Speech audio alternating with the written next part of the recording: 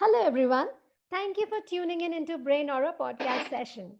So, before we begin with the podcast session, I would like to give a brief introduction about BrainAura. We are a small team of experts from various academic and industrial backgrounds. Our services are cohesively designed for young PhD grads to academicians, researchers, and entrepreneurs. And we provide services ranging from thesis writing and review support, research support, data analysis, personality development, and much more. To know more about our services, do visit our website www.brainaura.com. So, today we are having the discussion on challenges on journal publication with Dr. Chris Robertson. And before we begin, I would like to introduce Dr. Chris Robertson. He's an international authority on polymer science and rubber compounding for performance. Chris is currently sales director and materials expert at Endurica LLC, a company that is focused on elastomer durability software and testing solutions. His background includes 18 years of R&D experience as a materials engineer and technical manager in the tire, synthetic, rubber, and plastics industries. After receiving his PhD in chemical engineering from Virginia Tech in 1999 in the field of polymer science, Chris spent 2 years as a postdoctoral researcher in polymer physics at US Naval Research Laboratory before starting his industrial R&D career. He has received several awards for his technical contributions, including the Sparks Thomas Award from Rubber Division of America Chemical Society. Chris is the co-inventor of 34 patents, and there are certain patents which are pending, and has co-authored of about 65 publications in peer-reviewed journals. And he serves as an editor-in-chief of Journal Rubber, Chemistry and Technology. So, Dr. Chris, we are so happy to have you on board today. And we would like to you to say some words, how you're feeling, and what do you expect from this podcast. Thank you, Sheil, for that nice introduction. And I'm happy that you invited me. We're always trying to improve the quality and impact of our papers in rubber chemistry and technology. And part of that is sharing messages with how to better prepare and submit manuscripts. So I think hopefully this will educate the scientist community at the PhD study level. And in terms of a little bit more information about my role, I was an associate editor for the journal for about 10 years. And I just recently, 1 year ago, was asked to serve as editor-in-chief to lead the editorial board. And so I'm happy to be here, and I understand you have some questions that hopefully I can answer. Absolutely. So actually, our target audience, like whenever we have having an interaction with our audience, so generally there have been a lot of questions regarding the challenges they are facing in journal publication. So they have come across, they have been asking various questions around it and the challenges they are facing. And so just to answer all these questions in one go, so we will start like how the questions have been there. So one of the most common questions that has been asked is how important is it to stick to the journal writing style? Yes, for me, the content is the most important piece, right? The investigation, the data that supports, the discussion and conclusions that come from them. The writing style supports that, right, in terms of a flow and finding things in the right places when you're looking. So when a manuscript comes in, I'm not looking for a strict writing style. The associate editors are not looking for a strict writing style, and I don't think the peer reviewers are sensitive to that as well. However, if the writing style is not following a sort of common, you know, structure, then it makes it difficult for us to do our jobs, right? We get lots of submissions, and we have to. I have to quickly make an assessment on whether this should be pushed through into the peer review process, or I can also have the opportunity to say, no, thank you, and do what's called a desk rejection at my level.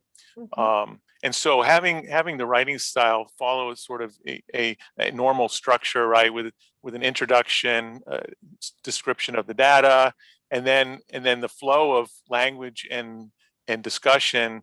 It doesn't have to be strictly you know, prescribed. But the writing style can help me understand whether the content is valuable and should be published.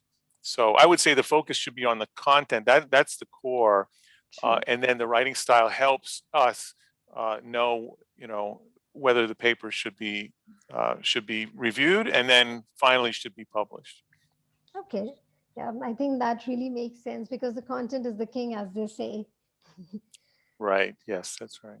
So, the another question we would like to ask: what percentage of manuscripts get rejected based on poorly organized content?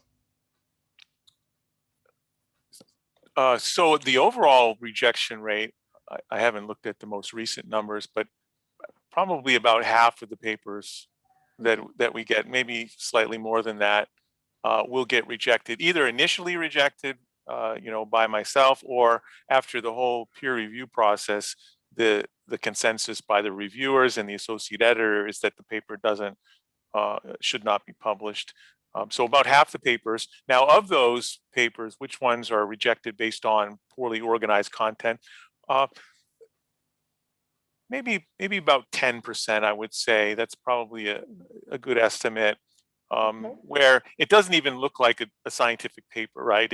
Yeah. It looks like there was some science that was done, but it was just clearly not following a journal um, article type Mhm. format and flow, and or sometimes we even get um, contributions that really are more marketing related, or should be in some trade journal, right? It's not even really a scientific paper, and so I would say about 10 to 15% would be a good estimate of the ones that are rejected purely based on the content not being organized in the right way. But Mhm. some of those, I would say, if the study looks like it's novel and scientifically sound and should Yeah. be, you know, contributing to the knowledge base that we need in our community, Yeah. but it's poorly organized, I might send a note back, or sometimes the editorial staff will Yeah. do that as well, and just send it back to them. Say, this looks like it could be a good paper, but you really need to take it back and look at some templates and read some articles that are in our journal to sort of rework this, and then you can resubmit it. So sometimes that's the case. It's not just purely rejected, it's just sent back and said, look, looks like a great study, uh, the content looks solid, um, but we're not going to be able to review this just because of the way it's organized. So can you work on that and resubmit? Okay. Yeah, that makes sense because once the feedback is received, it's a lot easier for the other person to go through it and rewrite it and organize it. So I think a good feedback is quite a helpful step for any author to get their journals published easily. Right. So yeah. And the another question I would like to ask: how important is the overall structure of the paper from a reviewer's perspective? I think, as long as it follows somewhat a normal structure, as I mentioned earlier, in terms of the writing style itself in the language, how you make your arguments and use language, that's more flexible. The actual structure in terms of, you have to have an experimental section, right? The Yeah. important part of experimental work is that it can be reproduced. So if that's missing, or if that's in the wrong place, or if it's spread throughout the discussion rather than being in its own place, that's a distraction that's going to make the peer reviewer have a difficult job. And our peer reviewers, they're all volunteers, right? They're experts Yeah. in the field. We ask them to do a job for us for free, essentially. And so, it is helpful to have a structure that follows the sort of typical scientific paper structure. You're right. If there's an abstract missing, Mm. it's very difficult for the peer reviewer to even know if they would like to review it. Right? They have a Yeah. choice. Would you like to review this paper? And so I think anything you can do to set yourself up for success, and Mhm. one of those is structuring the paper in a way that's familiar to the people that are going to be deciding whether or not it should be published is very helpful. Now within that, sometimes Yeah. people will have some flexibility.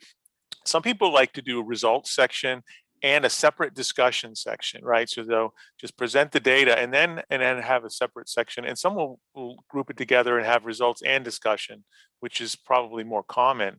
And so there is some flexibility. People have also now tried to keep the paper shorter sometimes, and so they'd rather have an appendix or supplementary material. So there is some flexibility there, but the general basics of structure should be familiar so that it has the best chance of being reviewed and hopefully then published.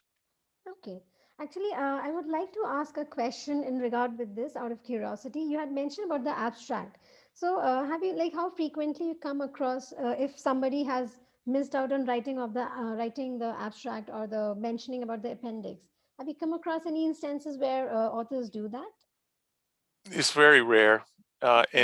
And sometimes I won't even see the paper if it's missing an abstract, because we do have support staff at Allen Press who handles it's the kind of the publishing Okay. house that we work with, and we do have a managing editor Yeah. that I work with, and so sometimes this person will take care of some of these little issues with a paper before I even see it. So it's very rare for me to see a paper like that. But sometimes if something's missing, Yeah. our managing editor will send it back and say, because when it gets submitted, it has to be sort of approved that it's an okay submission. And so there are some back and forth there. Sometimes the figures get sent, but can't be.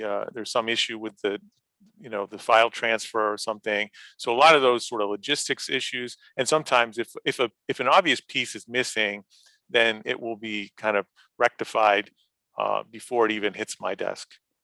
Okay. So very, very, very uncommon to see something, a whole section missing, right? So Yeah. yeah, not so common. Okay. That sounds great. And so, what is the view on the language skills of the author? Well, we want to attract a truly global, um, you know, set of authors, right? We really want to reach. We are the the preeminent journal globally for rubber science, and so with that desire to truly serve a global both authorship and readership, Yeah. uh, we have to realize that many of our authors are not uh, native English speakers. Yeah. So there is some understanding of that fact, but Mhm. at the end of the day, it is an English journal, and True. so that's the balance. And so sometimes after the review process, Mm. if things look good from a content and novelty and technical depth and that sort of thing, but still has some language issues. Oftentimes, the peer reviewers will list a few specific Yeah. points where there's some editing needed or some grammar issue. I will do the same. So we have two peer reviewers, one associate editor, and I also like to give some comments myself to each paper. So there's really four inputs, and many times if there's a lot of English issues that are picked up along the way, those will be mentioned in the actual peer review Okay. process. So they'll get the review, and that will include. So that will be helpful. And then if it's kind of a really a bigger issue, um, I might suggest please have an English speaking colleague Mm. read through your paper Okay. and give you some help if it's a bigger issue like that. And so and again, you have to remember that if we want to attract global submissions, this is Mhm. just part of the situation. So um, and if you pick up one of our issues and you see a paper from Thailand, Yeah. from India, from China, it's very common. And so and we want it to be that way. And so because of that, we try to help the authors as much as we can to a point, right? Yeah. If something comes in and the language is so difficult that it's a challenge for myself, and then finally for the peer reviewers to make a judgment, Sure. then sometimes we might have to send it back even before we review it to say, thank you for your submission. It looks like it's a well executed study. Unfortunately, the language is such that it's very difficult for us to decide, uh, make a decision. So please take it back, have a colleague help you, and then resubmit. Okay. So we did discuss about the structure of the paper and about the language skills. So we want to understand, like, what will be your suggestions that the author should structure the argument in a paper so that the rejection rate is reduced? Yeah, this is a good question, and I think in the field of rubber science and technology, our journal is now in its 94th year Wow. of publishing. And so there is this gigantic archive of literature.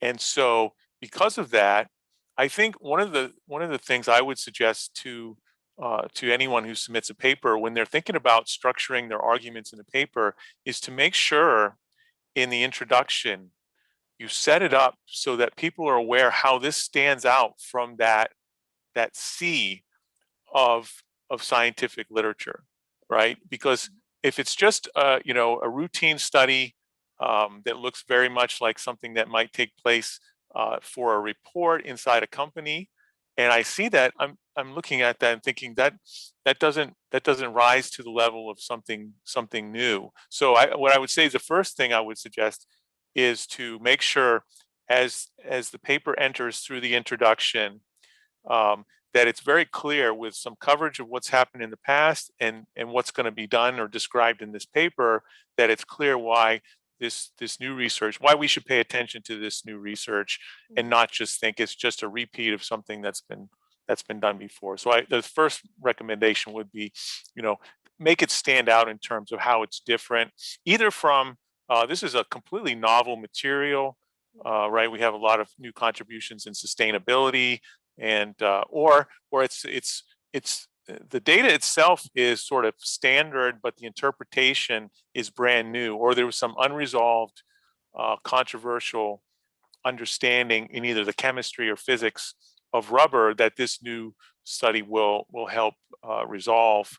And so then once that's clear, uh, you know, then obviously um, reinforcing that through the data and through the discussion, and sometimes through the discussion later to then go back and point out how this stands out again, uh, now with a more specific way by showing the results.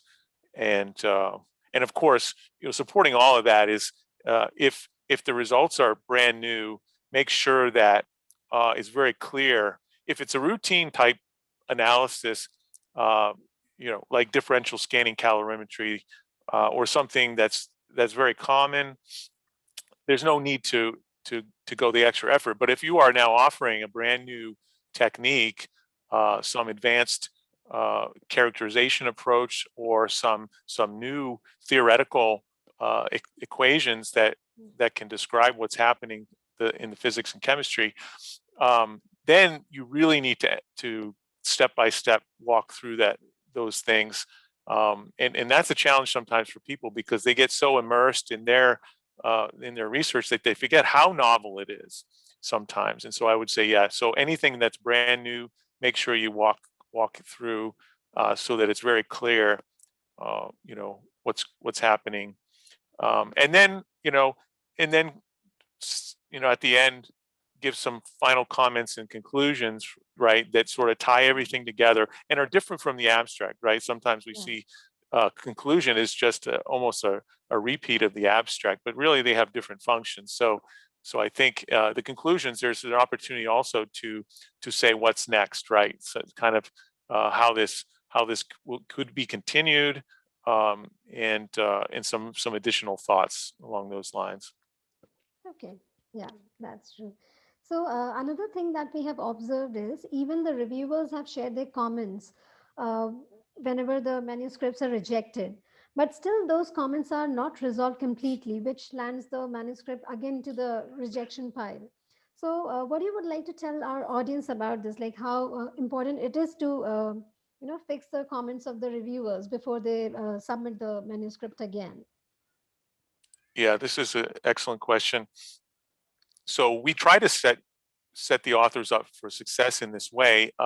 When After they get the peer review uh, information and they modify their manuscript and then submit, if it's a minor revision or a major revision, they have a chance to submit it after making changes. We ask for two versions. One is the revised manuscript, and the other one is the revised manuscript with track changes Okay. and comments, either highlighted or colored different color font, so that I have a version that shows what was changed, clearly what was changed, and along with that, um, they need to provide a letter um, that that goes through the reviewers' comments one by one with their response. And their response might be, "We disagree for this reason, so we choose not to make a change. That's okay. You can do that." Or we agree with the reviewer. Thank you for the comment, and this is what we have done to the manuscript in response to that. And you'll see that in the tracked manuscript on page such and such. And so very, very step by step. And I look at that. So when a when someone resubmits a paper as a revision, Yeah. I look at those things very closely. And so it would be immediately obvious to me if someone just disregarded the comments of the reviewers. Not that they have to address every single one, right? But they do need to rebut everyone. They do need to have a comment to why they made a change or why they didn't make a change. And so that's important. And you're right. So if that doesn't happen, I will send it back and say, you didn't respond to Mm. number 2, 3, and 4 of this reviewer, or something's missing, and so to give them another chance to do that. So, but because we ask for these things very specifically, right? The Mhm. tracked manuscript changes and the line by line response to all the comments. Most of our authors are quite good at responding this way. Maybe because they know if they don't, it will eventually lead to rejection. Okay. Yeah. So another question, which is another major concern, which is we see as a challenge while journal publication, is plagiarism. So we all know it is a prerequisite to submit plagiarism-free manuscripts, or they should be below certain percentage. So what are the tips you would like to tell our audience on avoiding plagiarism? Like, is it how much percentage is acceptable? What is not acceptable? Yeah, there's two kinds of plagiarism, Okay. right? One is completely unacceptable. That's plagiarizing somebody else's work. And now that there's so many journals around the world, uh, you know, it becomes more difficult uh, to um, to know sometimes. But we do have software which helps with that process, right? The Yeah. whole field of scientific publishing has some resources they can use to see if that content is showing up anywhere else, right? Um, on on the open um, internet and other places. Um, so it is a challenge, but there are good resources. But in terms of what's acceptable and what's not acceptable, obviously, uh, taking someone else's work and passing it off as your own is completely unacceptable. If you're in the introduction, you are summarizing what other people have done, um, and if you take some summary of what people have done, Yeah. um, you know, just make every attempt to not completely reuse their words, or if you need to use their words, use them in quotes so that it's clear that that was their content. Now the other kind of plagiarism is what I call self-plagiarism, right? Yeah. Uh, this is where, well, and there's a couple of different flavors of that. One is there's a lot of pressure on faculty to have lots of publications, and so because of that, sometimes people try to reuse studies or try to put it in multiple places. We do, as an ethics approach, when someone submits a manuscript, they in the submission process they have to declare that this has not been published elsewhere, right? So which means that it's a violation if they say that, but then they send something that I can find out on somewhere else. Um, so there's complete self-plagiarism where the paper is a complete, within so let's say 70 or 80% of the material and the discussion and the words are nearly identical to another paper by those same authors. Those are pretty easy to find usually. We can usually detect those. It's very rare for us actually, maybe because rubber science again is not it's not really um, it's a more established Yeah. community. It's not in the highest pressure zones of academia, right? As some of the biochemistry and nanotechnology arenas, and so we don't see it. We don't see it so often. Now, and I find myself uh, when you work in a certain area of research, Yeah. there's a possibility that you might borrow a paragraph, right? That Yeah. people that you use in an introduction.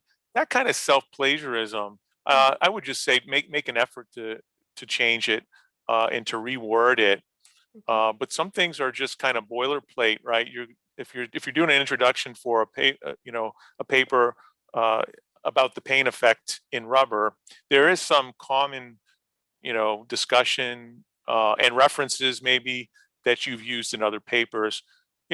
Those kinds of very, very small self-plagiarism uh, aspects are not are not too harmful. So those sort of small pockets of things where you see an author may have reused a little bit of language that he used in a previous paper, but a paper that was completely separate from this, right? There's no overlapping content. It happens more in the introduction, I would say, to a Mhm. paper. I tend to see that sometimes. Again, it's not very common, but and for myself as an author, I'm not only an editor, I'm also a scientific author myself, Yeah. and it is challenging when you write papers in a certain topic area to to rewrite those introductory topics from scratch, Yeah. and so but I try, and other authors try their best, and so those kinds of that sort of minor self-plagiarism is not too harmful. Completely submitting us a paper that you have submitted somewhere else is completely unacceptable. We don't tolerate that. And the worst of the worst is taking someone else's work and passing it off as your own. And I've never personally seen that with our journal, but I have heard stories about folks seeing some content out there and realizing it was their own work, but someone had published and put their name on it. It doesn't happen often, but it can happen. Yeah. So yeah, plagiarism has been a major concern, I think, across all the domains too. So yeah, what he said is actually true. So another question that I would like to ask is, how is publishing cost control controlling the publishing industry sector, and how important a role it plays while selecting a journal for publications? I think you mean the costs that maybe the authors might have to pay. Is that Yes, correct? absolutely, absolutely. Yeah. So now that we have, and this was not the case, when I started my career in the early 2000s, and there were very few open access journals where people paid a fee Mm. to get the paper published, and so it was very uncommon. all the publishing was free. Uh, I don't want to get philosophical here, but Yeah. the authors are giving us content, right? Yeah. So, which is valuable, right? And then the journals sell the journals. So there was always some kind of question about the journals, right? Yeah. They have some responsibility. So I think, and we would like to continue to offer free publication in rubber chemistry and technology. However, we have merged to a hybrid model because Mhm. some funding agencies, especially in Europe, Yeah. they require, if the government funds the research, they want it to be openly available to the world. Okay. And there's some democratization of scientific content, right? There's So it does make sense that we would like to, you know, get as much information out there to everyone. They just have to click, and there's the PDF. Mhm. Um, but we also realize that, charging folks to publish their content, right? There may be some people that don't have funding for that. A lot of the faculty, they just work into their grants now, the fees for open access. Yeah. Um, and for us, it's about $1,500, Okay. and so it's very competitive. Some of the journals now are climbing to over 2,000, some towards even 3,000. Dollars per publication. So we for those that wanted to have open access with us, we're able to grant that, and at a modest fee. And but most of our submissions still right now are still the free for the authors, but they still have to obviously go through the peer review and be accepted. But because those open access journals are becoming more and more common, there is a lot of competition in terms of citations, right? Mhm. Journals that are open access tend to attract more citations because more students who are studying have access to those journals easily. They're easy to find, and so they tend to have higher citation indices, Okay. right? And so there is, we do feel that there are a lot of journals coming online. It is a competitive industry, which tells you that it's also financially beneficial to a lot of journals, right? Otherwise, why would they all these new journals be coming out? So somebody's making money off scientific publishing. We make very little money. In fact, we basically break even Okay. with our journal. It's not a revenue generating. It's more of a service as part of the ACS rubber division, and it's a continuation of a long history, right? I Yeah. mentioned we're in year 94, so we feel it's our responsibility. So for us, it's not a profitable. That's not what motivates us.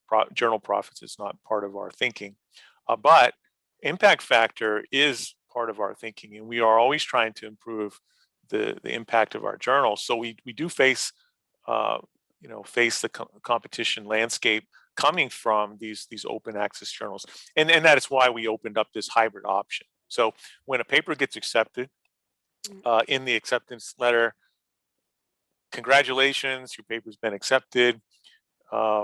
If you would like to select open access, please go to this site, and we'll start that process so that folks can have the option with us. Okay. That sounds pretty good. So, another question I would like to ask, as an editor in a publishing company, how tough are the competitions and the strict guidelines a publishing house must follow? What do you mean by the strict guidelines? Uh, for example, like there's so many other competition, like competitors who are in the journal publication. So there might be certain guidelines of do's and don'ts, which a publishing house must be following.